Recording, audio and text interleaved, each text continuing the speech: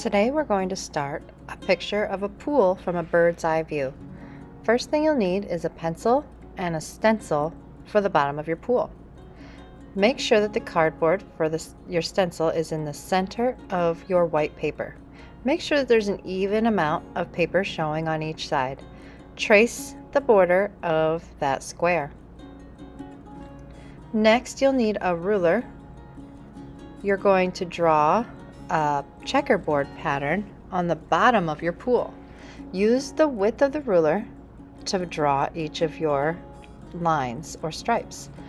Place the ruler at the bottom line and then stack the ruler as you go up, making stripes for your checkerboard. Using the width of your ruler to make your stripes, each time stacking one on top of the other.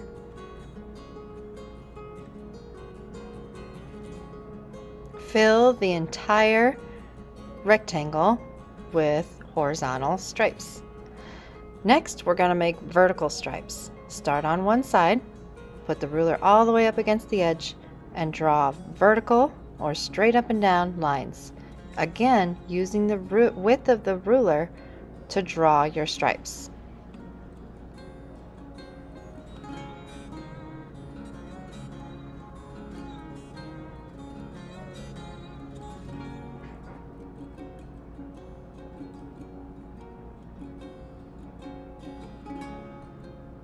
If you notice that there's not enough room, too much room for an even amount of vertical stripes at the end, then you can either make them smaller or make them bigger.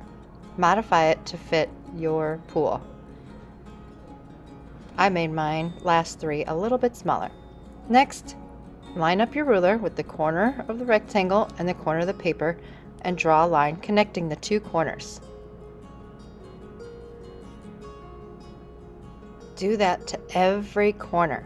Line up your ruler with the corner of the rectangle and the corner of the paper and draw a line. Once you do that to all four corners, you'll start to see the perspective of the pool popping out at you.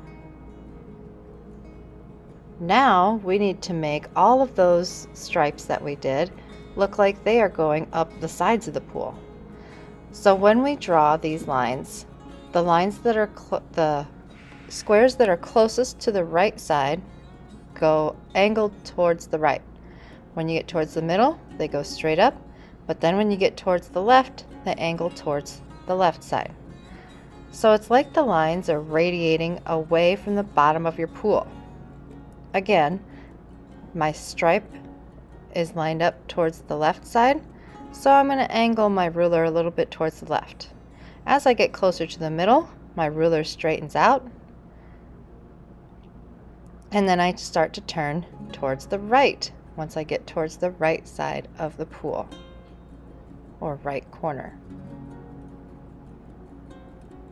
Do this to each side.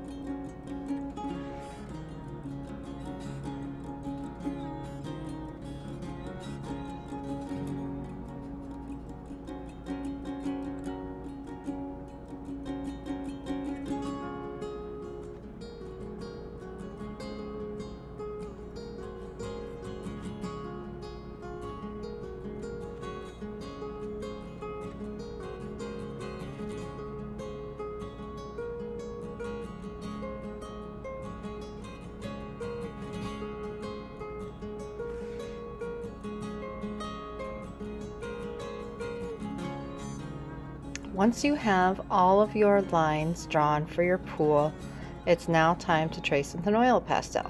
Sometimes the oil pastels can be dirty. You can clean them by wiping them off with a paper towel or drawing with them on the back of your paper.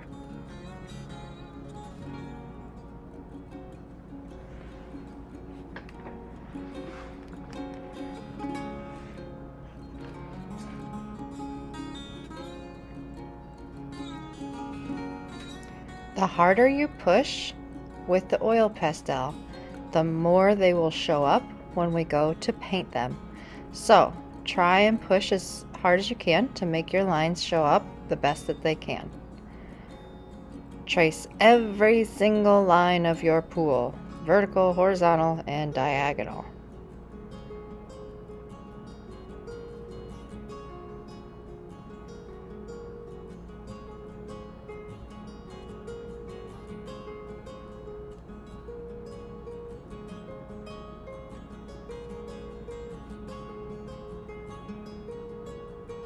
Once you get that done, you'll need some liquid watercolor in blue and paint over your entire paper. Make sure you cover the whole thing. There shouldn't be any white spots except for where your lines were when you drew your pool. If your lines aren't quite showing up, you can stop and you can try and redraw those lines a little bit heavier, or you can wait till the paint dries and you can redraw them when the paint dries on top of the watercolor.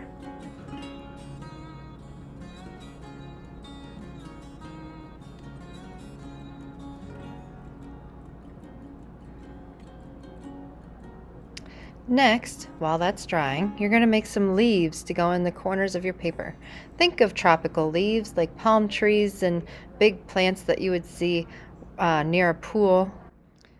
Draw them on different shades of green paper. You can fold your paper in half and make several leaves at the same time. You need at least 4 leaves. You can do as many as you want after that.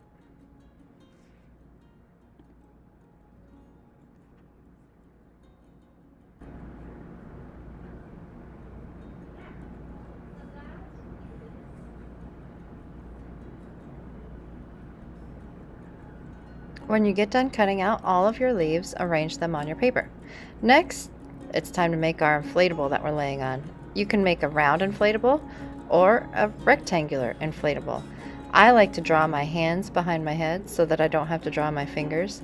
I draw my body, my legs, my hair, and then I trace everything either in an ultra fine or a fine Sharpie. Once I trace all my portrait and inflatable, I then erase everything that I missed and then I color it. A lot of people want to cut it out and then color it, but it makes it a lot more difficult to try and color it after you cut it out. So color it first, then cut it out.